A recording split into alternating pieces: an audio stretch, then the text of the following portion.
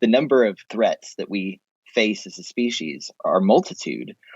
And what's difficult about so many of these threats is that we, as individuals, don't feel a sense of agency to be able to confront them or to change them, to do anything about them. 3.7 million Americans self-identify as preppers now. I would say there's probably closer to 20 million who are prepping and may not necessarily imagine they're prepping. Is that enough? No, not at all. Because we have built a world, particularly over the past 3 decades, where we're dependent upon grocery stores, takeaway food, restaurants, all of this stuff, on-time delivery. We expect that everything can be brought to us at any time, that we can get fruits and vegetables out of season, that our packages arrive at our doorstep. And what that does, as you pointed out, is it makes us fragile. The more dependent we become on these infrastructures, the more fragile we become.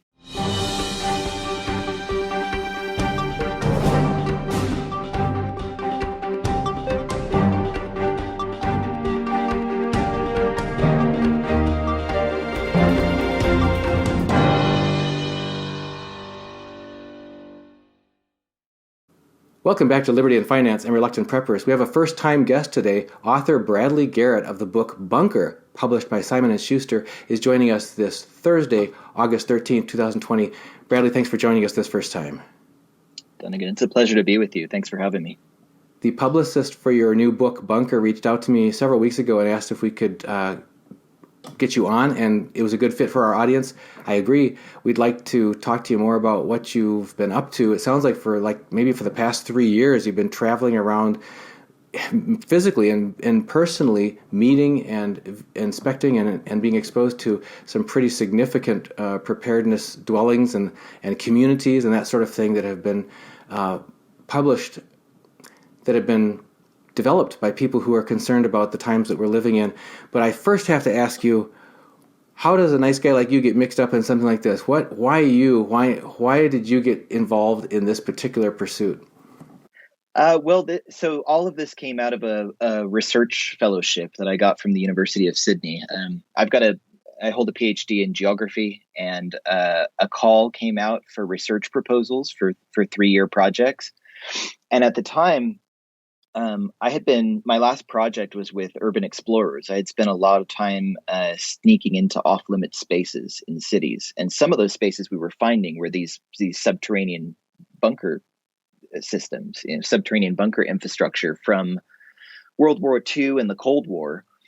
And so I kind of had bunkers on the brain when the call came in. And I was aware that there were preppers around the world that were considering buying some of that,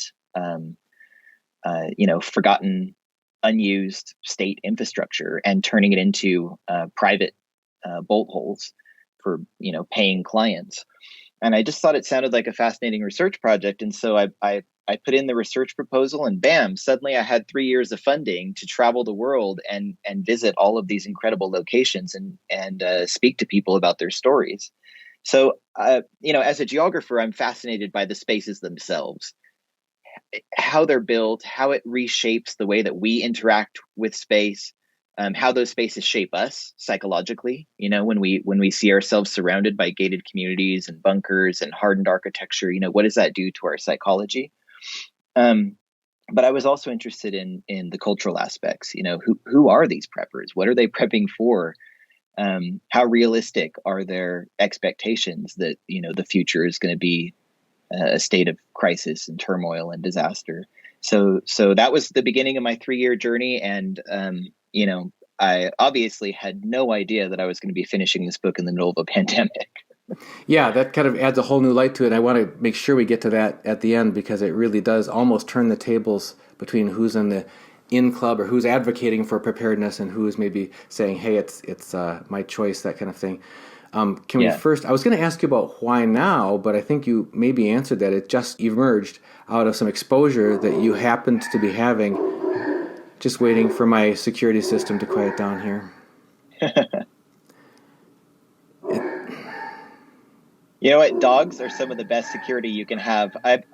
When I was working with the urban explorers, I spent a lot of time sneaking into off-limits places, and fences CCTV cameras, security guards, no problem because they're predictable. Dogs are a pain in the ass. So Literally, it can be. We were having our furnace replaced, and the workers were lifting the old furnace up the basement stairs, and the one who was at the top was backing up back first up the stairs, and he got a mouthful of dog in a place he wasn't happy to have it. So anyway, really a pain in the back end. So anyway, the timing, though, it doesn't sound like this emerged out of a conclusion that, there's this phenomenon that's going on at this moment in history. I need to pay attention to that at this time. It's that the exposure that you had from some other project work that you were doing brought the subject matter to your mind, and when you had the opportunity to get funding, the time was right. Well, okay, so the places that I was spending time sneaking into with the urban explorers this was the critical infrastructure that keeps the city humming, right? Okay. Electricity tunnels, sewer systems, gas pipelines, right? And what became very clear to me when I was in those places is that we all operate on a very fragile line. If any of those things go wrong, we're in a serious situation, right? And so that's the the kind of three-dimensional infrastructure of the city, if you will. Right. But then you imagine all of the supply lines, all of the international trade, all of the connections that sort of keep everything flowing. I was looking at all of that, and at the same time, as an academic, I spent a lot of time reading philosophy, critical theory, and what those philosophers were telling me was that we are speeding rapidly towards a disaster. So one of the most famous examples is the philosopher Paul Virilio, who wrote that the invention of the ship is the invention of the shipwreck. Right? When we create a piece of technology, we create the possibility of that technology breaking down. And Virilio wrote that he sadly died, I think, 2 years ago, and I would have loved to have spoken to him. But he wrote that we were, as a species, rapidly heading towards a situation where there would be a disaster that happened everywhere at the same time, right? So where in the past, disasters would have been local and specific. Now, because of our interconnectedness and interdependency, the possibility of the disaster happening everywhere at the same time was very realistic. We're in the middle of that right now, right? We've now experienced, we created COVID's pathways. We created the airlines. We created the routes of travel that caused this virus to spread. And so I guess what was interesting for me is that I saw the preppers acting on what I was reading in terms of the academic and philosophical literature in ways that my academic colleagues were not. A lot of what we do isn't practical. We're not necessarily addressing these problems. We spend a lot of time thinking about things and theorizing. And what attracted me to the preppers initially is that they were building. They were building, and they weren't necessarily building to mitigate that disaster, but they were building for the disaster. And I felt like there was something to learn there, and that's what I set out to learn over these 3 years. Interesting. It's almost like doing a academic study of an oncoming train while you're standing on the tracks versus having the sort of the horse sense to jump off the tracks, and then so you personally already had a growing awareness of the fact that there are many vectors of high risk in our modern world, in our modern life, and that a prudent, responsible approach could include increasing your optionality or increasing your resilience or increasing your anti-fragility or whatever in the face of that whole bunch of different risk vectors. Okay. So, because that's one of the concerns that people have raised is that, well, certainly people within the preparedness community have almost given up trying to not be treated as pariah or as I guess not just eccentrics, because it can be when you're in the minority, you're in the minority. But the whole thing is that can go with that in any society is the idea that if you're not in the majority, you're wrong. Because you're out of step with the majority, your thinking must be faulty, your conclusions must be flawed, yeah. You're just neurotic and whatever. But in your overall view, as you've come through this and you look at society as a whole for the past, decades up to now, would you say that based on what you judge to be the credible risks that we face as a global society, that most people are underprepared or unnecessarily vulnerable or unnecessarily dependent on these large infrastructure systems and long supply chains and that sort of thing than they need to be? You bring up some fantastic points here, and I just moved back from Australia. I spent 3 years there on this research fellowship, and one of the things that really struck me about being there is that 86, perhaps even 89% of the population of the country is clustered in like 6 major cities. Mm-hmm. Those cities, if the supply lines go down to those cities, they're in a critical situation, and the fact of the matter is that the existential threats that we face have multiplied since the Cold War. In the book I draw the detonation of the first nuclear device at Trinity, which, by the way, it just had its 75th anniversary just a few weeks ago. 75 years. I know. How much has happened in 75 years, right? That was the beginning of what I call the age of dread, right? It's the moment when we're all aware that we have the capacity to destroy ourselves, to destroy our environment, to destroy the entire planet, to annihilate the species, right? That's what we call an existential threat. But now, of course, we're facing a rapidly deteriorating climate. The threat of nuclear war has not gone away.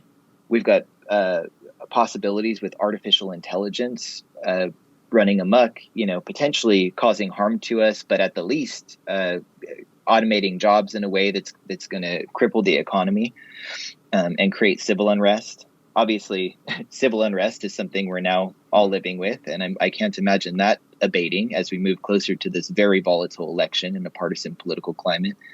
I mean, the number of I can go on and on, but it just gets depressing at some point, right? The number of threats that we face as a species are multitude. And what's difficult about so many of these threats is that we as individuals don't feel a sense of agency to be able to confront them or to change them, to do anything about them. I mean, what can we do about nuclear war, right? I mean, you can go and protest, or you can go and try and, take some bolt cutters to the, facility that's producing these things and take it out. I mean, people have got a range of options available to them, but none of those options seem very sensible. And so we're left taking responsibility for our own situation. That's about all we can do. How many people do that? Well, a lot.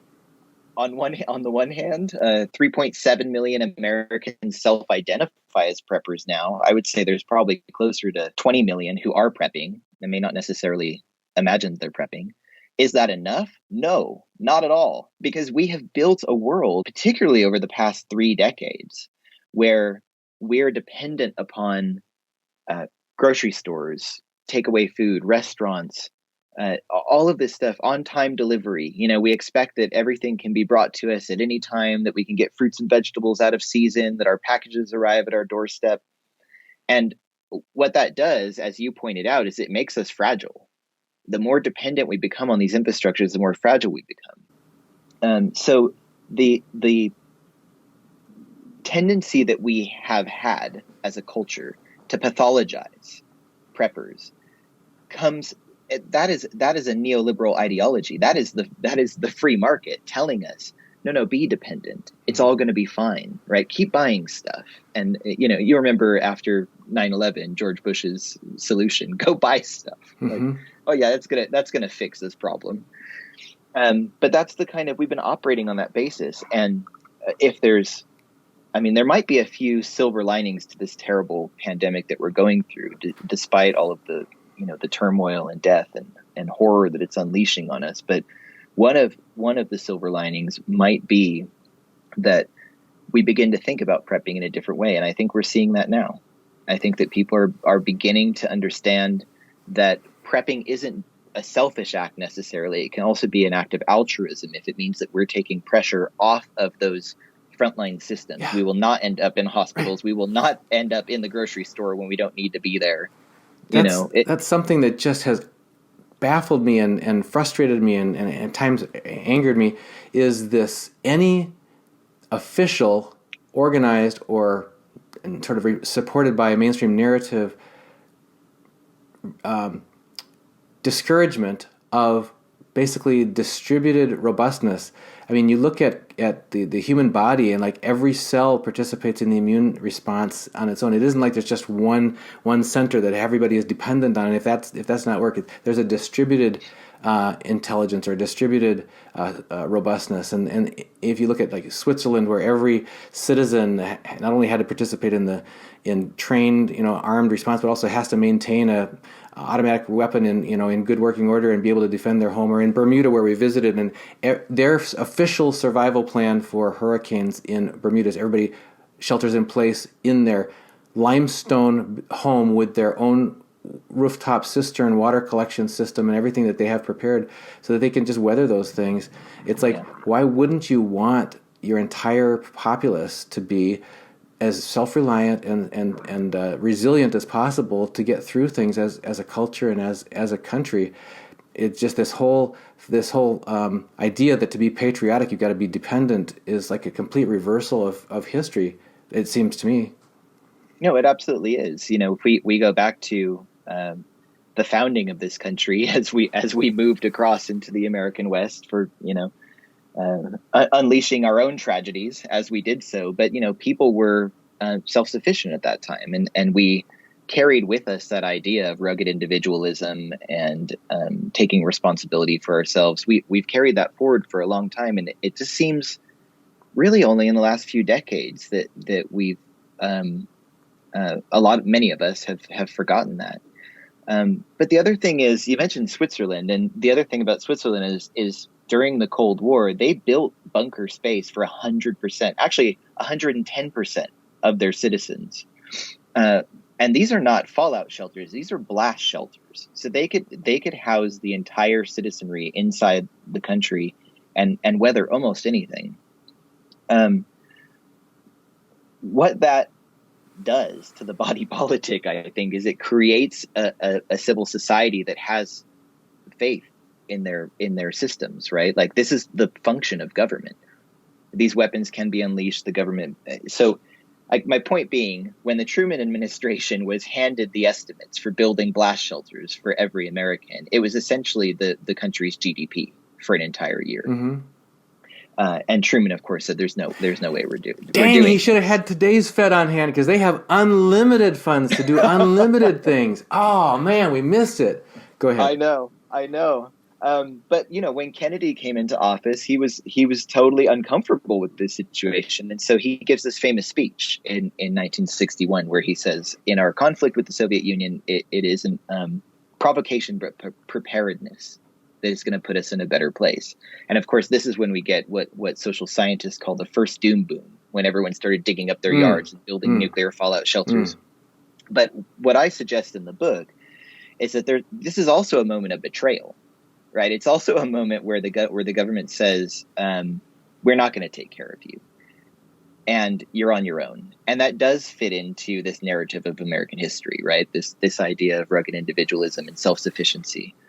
But so many people were already dependent upon these infrastructures, like working in cities, unable to move out, that people felt trapped.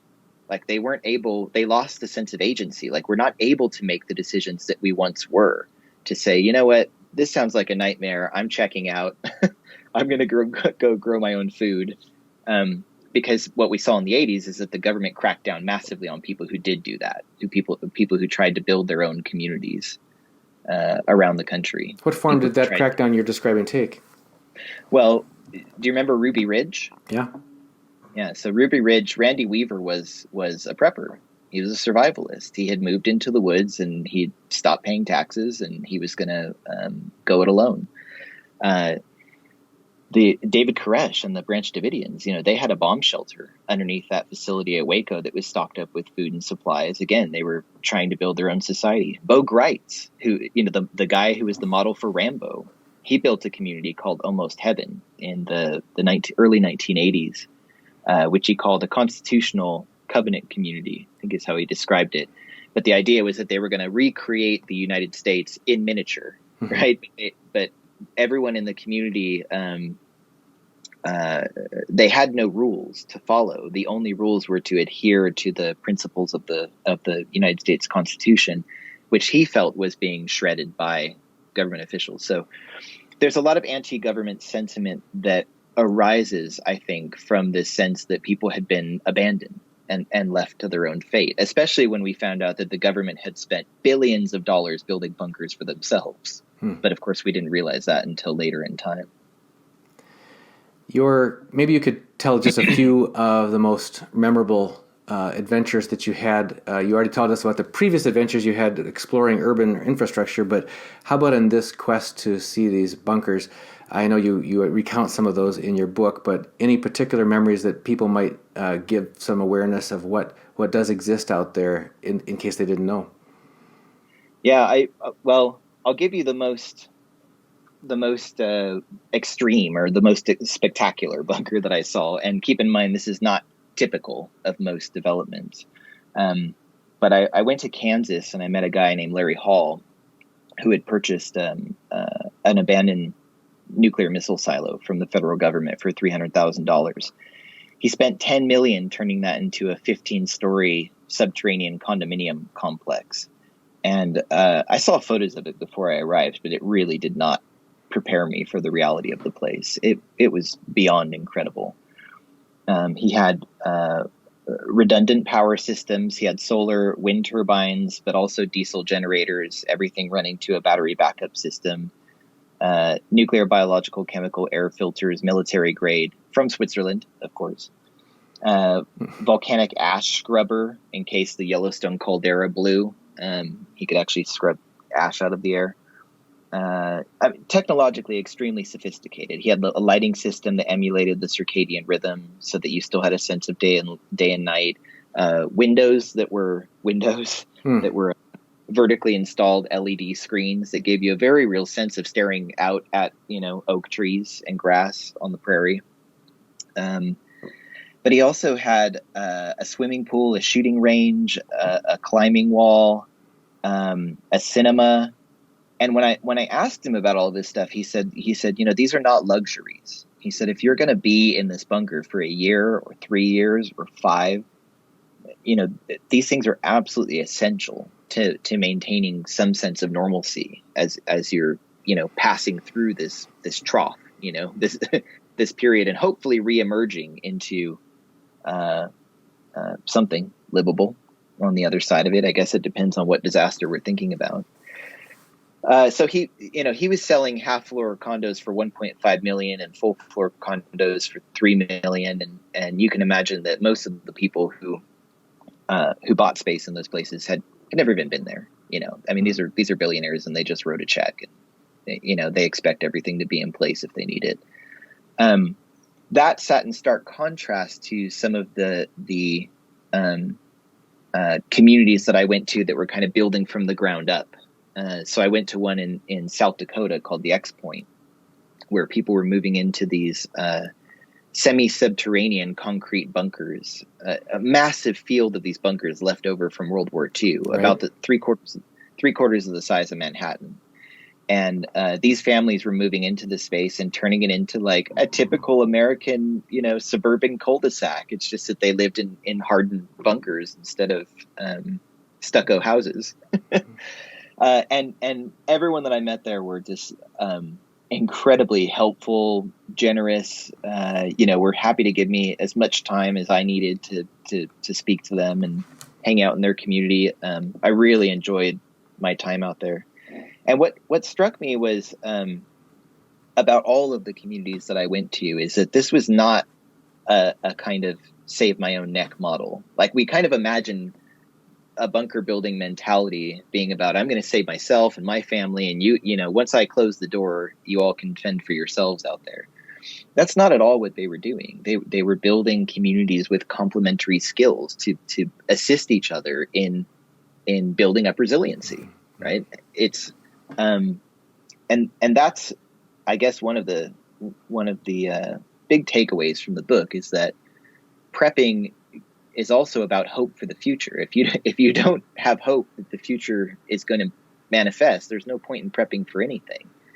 And And for a lot of these preppers, what was more important to them than, the defensive posture of the bunker or the supplies that they had stockpiled there were the communities that they were building. And I think that can resonate with many of us who live in places where we don't know our neighbors, and we've lost sense of communities other than close friends and family members. These were utter strangers who all moved in together to build a new kind of community, and it's thriving. It's interesting. There's so many aspects of what you've talked about that we won't have time to get into today. We're going to have to try to see if we can get you back on. One thing you talked about is this mindset of it isn't just taking care of yourself. It's about connecting with others in a complementary way, in a synergistic way.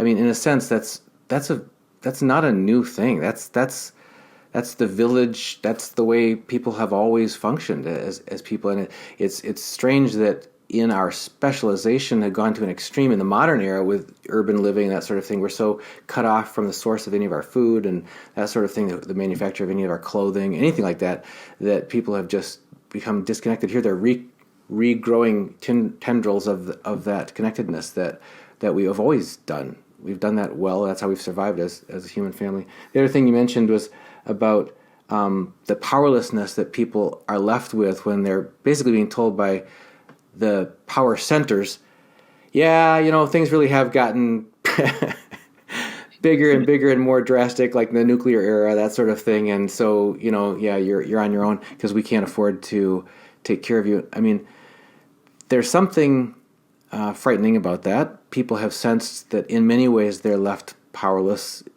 compared to our forefathers. I mean, even the simplest things of our lives. My wife and I just recently purchased a new vehicle, and I grew up working at my dad's side. We always did our own maintenance on our cars, all the way from simple things like changing the oils and spark plugs and tune-ups to changing out engines and transmissions and brakes. I mean, we did it all.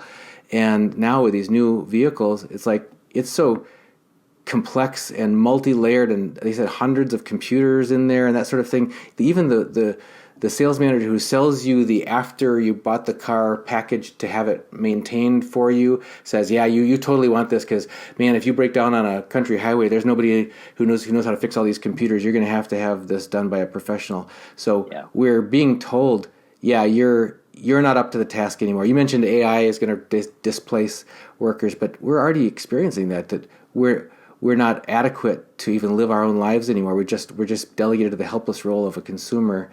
And that's it's psychologically disempowering for people. You mentioned that sense of loss of agency. How does that affect people going forward? As you look at that, from the sociological and psychological standpoint, what do you see in terms of the health, the mental health, and the emotional health of the next generation? It's really a problem. I mean, my whole life is on here, right? I can't even open this. I have no idea how it functions, and I see my niece and nephew never leave the house. They're just glued to this. Their whole world exists inside this. We are desperately trying to encourage them now to just go get in trouble. I'm like, go get dirty. I'm like, go make a mess. Go break something. For crying out loud, go be a kid. I'm like, I left my car keys on the table. And then I go get a beer from the fridge, and I'm like waiting for my nephew who's 15 to be like, sneaking out the back door. He won't do it. They just won't take the bait. I do worry about future generations and about, the dependency that we all have increasing as we go forward. But I also have hope that a lot of people seem to be going back to the old ways. People are rediscovering the joys of working on old vehicles or growing, weaving, canning, making tools, fixing things. Homeschooling. Yeah. I mean, I see a lot of people getting back to the basics. I just bought a 1972 GMC Sierra long bed, and I am having so much fun wrenching on that vehicle. It's not fuel injected, and I took it off-roading the other day and it stalled out. And then I suddenly realized, I've flooded the carburetor. And I have to, and I've got to figure that out. And it's something that I had forgotten, but it's, I think a lot of people are finding joy in going back to those things. And I hope that my niece and nephew are 15 and 14, by the time they get to college age, get into their 20s, they'll find their own way to start, building practical skills and getting themselves out in the world. I think the other thing that the pandemic that's another silver lining from the pandemic, is that it's driven so many people out into the wilderness. I live in the San Bernardino Mountains in California, and these hiking trails up here, I go trail running every morning, and usually by myself. And then suddenly during the pandemic, it's like all these people are out on the trail, like discovering nature again, and they're all out there with their apps trying to identify trees. And I'm like, you know what? That's great. Get outside. We can all learn something together. There has been a lot of hidden fruit that has come from the policy response to the CV-19, such as parents being home with their children, doing, people learning at home, people eating together, having meals together, seeing each other, seeing neighbors. We walked around our neighborhood so many times. It was like, oh my gosh, we have neighbors. Look at that. It's a real eye opener for people. Can we talk, just before we let you go, about this about face that people have experienced for decades? Anyone who was concerned about preparedness was an oddball. Yeah. My wife and I, we would sometimes, we live in an area in Northwest Ohio where sometimes there's water quality problems due to algae blooms in Lake Erie, that sort of thing. So we have water filtration at home. We stock up on containers of water, that kind of thing. And we were not among those clamoring for toilet paper when the shortage happened, because we already had a plenty good supply, that kind of thing. So we've always been the oddballs. But now, ironically, a lot of our liberty-minded friends who are bridling at some of the restrictions that have been imposed and the mask wearing requirements, or some of these other requirements that are being imposed, closures of businesses, that sort of thing, are being now ostracized as not getting on board, not getting with the program of how we all have to be more cautious, more compliant with guidelines. And so it's like, wait a minute, we were the ones being cautious and worrying about preparedness in the past, and we were getting extra ostracized for that. Now we're being ostracized for not going along with some things. Do you see that there's a popular mindset shift here to preparedness in general, or do you think it's just about compliance to whatever the major narrative is? I just did a seminar in the UK, and one of the Brits in the audience asked me, what happened? You were supposed to be the most prepared people on the planet. Who? You're not Americans. Americans? Really? We were supposed to be the most prepared people on the planet because this is where most preppers are. Oh. And my response, of course, was, well, those who prepped often prepped in secret because they were embarrassed to admit to people that they were prepping. I do, including my brother, by the way, who I'd been working on this book for 3 years. And then at the beginning of the pandemic, he tells me he has a storage unit with ammo, N95s, and food in it. And I was like, what, dude, you could have mentioned that to me. That would have been useful for my book. But it's because we've pathologized prepping. We equate it with hoarding. We have tended to think of people as being dysfunctional if they don't have faith in all of these systems that keep society running. And I do feel like there's going to be a change in that mentality now.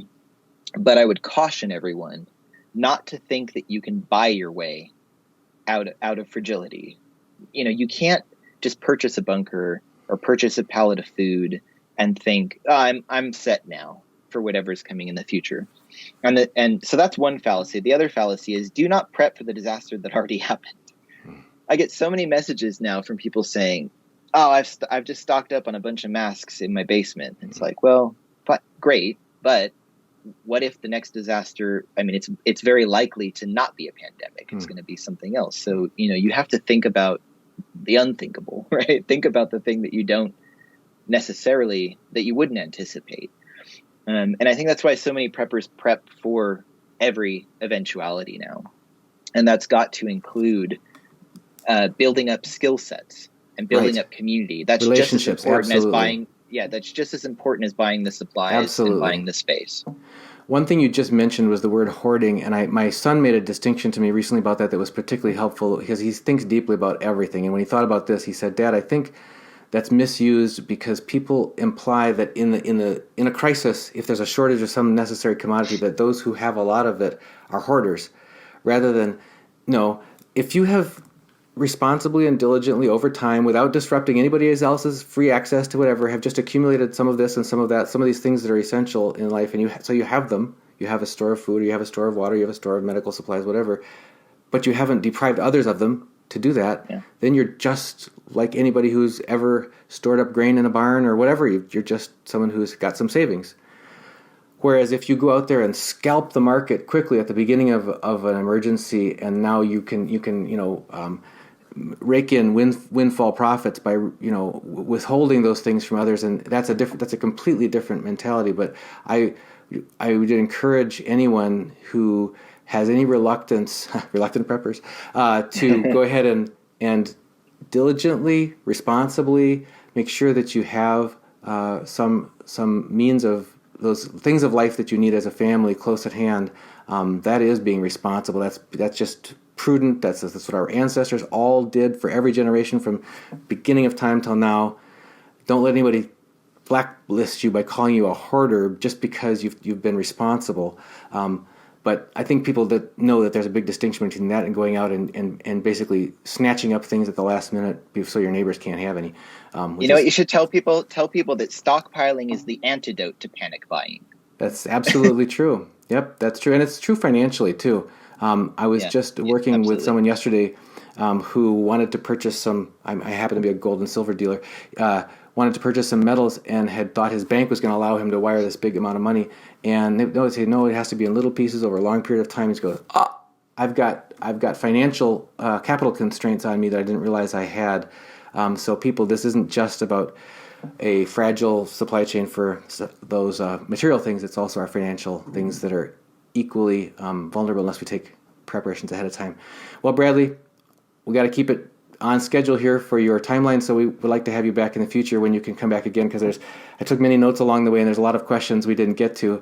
But we definitely could have gone. We could have gone for an hour or two, no problem. I wish you great success with your book, Bunker by Simon & Schuster. It's available on. There it is, Bunker, Building for the End Times by Bradley Garrett, published by Simon & Schuster. Bradley, thank you for joining us this first time on Liberty and Finance and Reluctant Preppers. It's been an absolute pleasure. I'm looking forward to speaking to you again. If you've decided that now is the right time for you to protect your family's financial future by acquiring physical precious metals, gold and silver, I'm delighted to let you know that I have now become a licensed dealer's representative for Miles Franklin, one of the oldest and most trusted names in bullion dealerships. And we can provide you with physical delivery to your personal possession or to professional vault storage or precious metals IRAs. Just email me at libertyandfinance@protonmail.com, and please include your name and phone number in your email to libertyandfinance@protonmail.com. We'll get right back with you and find out how to best meet your needs so that you can either begin or increase your acquisition of physical precious metals now and protect your family's future starting today.